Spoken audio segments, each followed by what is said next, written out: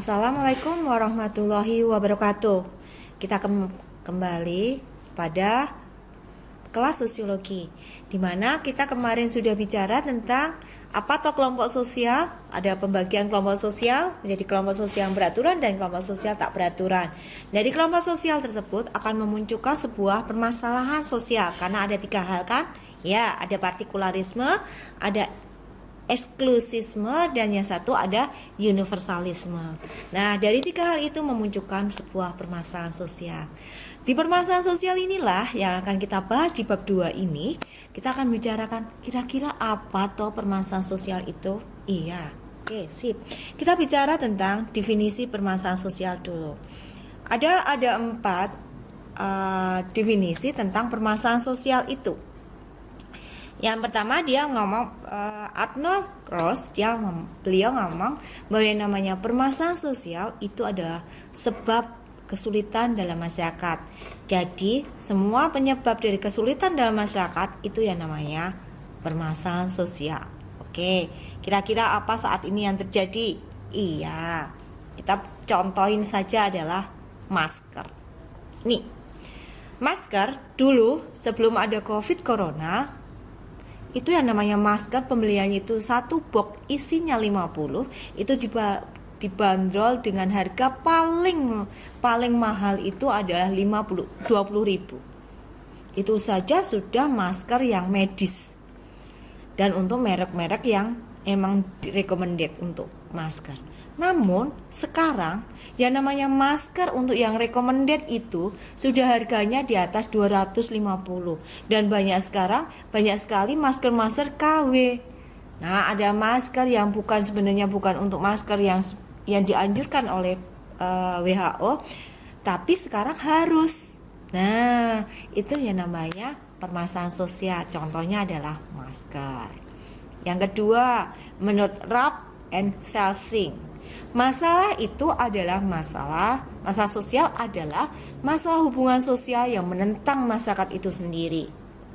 Kira-kira apa ya yang saat ini terjadi? Ya, contohnya apa? Ya, HPI. Dulu sempat digembor-gemborkan adanya HPI. HPI itu adalah apa? Menolak bahwa yang namanya penyederhanaan Pancasila yang kemarin jadi 5, sekarang disederhanakan jadi 3 kalau enggak 1. Dari itu muncullah yang namanya penolakan HPI. Itu termasuk sekarang banyak sekali penolakan tentang HPI ini. Nah, ini termasuk permasalahan sosial karena ada hubungan sosial yang menentang masyarakat itu sendiri. Oke, yang ketiga, menurut Suryono Sukanto, apa toh yang namanya masalah sosial itu? Menurut Suryono Sukanto, yang namanya masalah sosial itu adalah ketidaksesuaian antar unsur masyarakat. Jadi antara unsur masyarakat satu dengan masyarakat yang lain berbeda. Jadi artinya apa? Antara masyarakat yang A sama masyarakat B berbeda. Jadi ini adalah konflik antar etnis. Tuh, lanjut. Kemudian yang keempat, yang terakhir adalah Richard.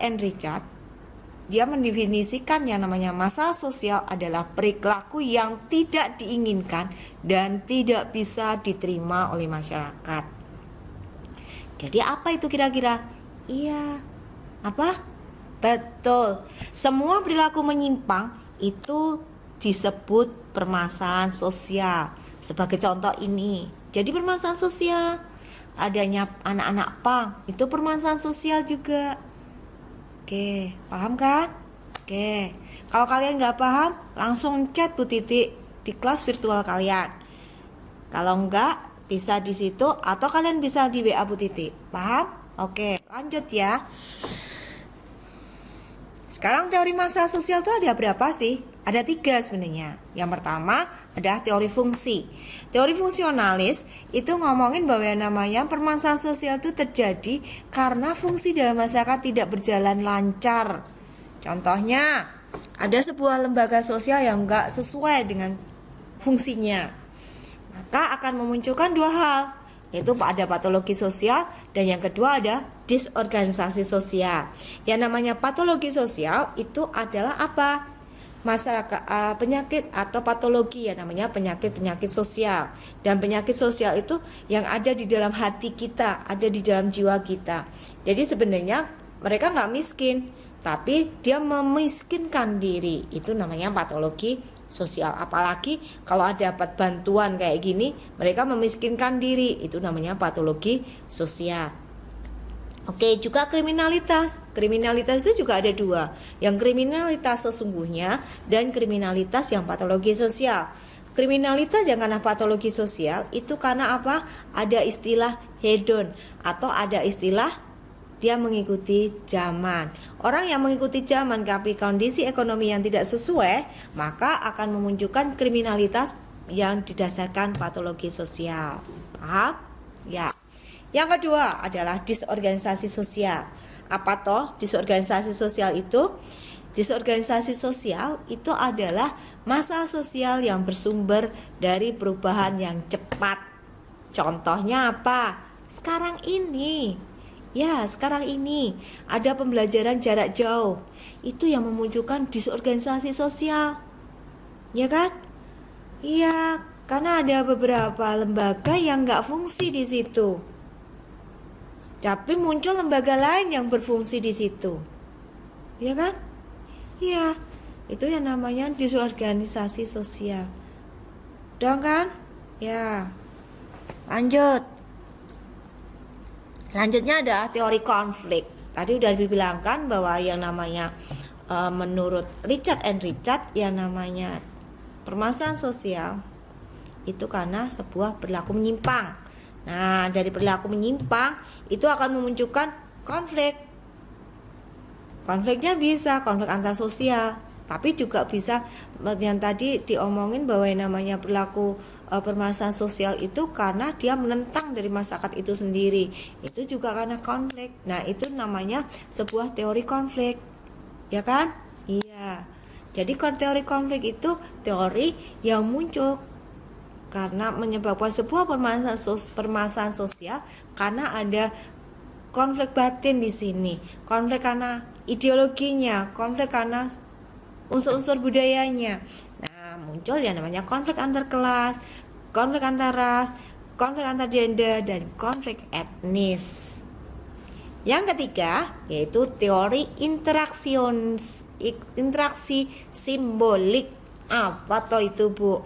Jadi namanya teori permasalahan sosial itu karena teori interaksi simbolik itu adalah interindividu yang tidak mempunyai masalah, namun dia berinteraksi dengan orang-orang yang mempunyai masalah. Contoh dalam satu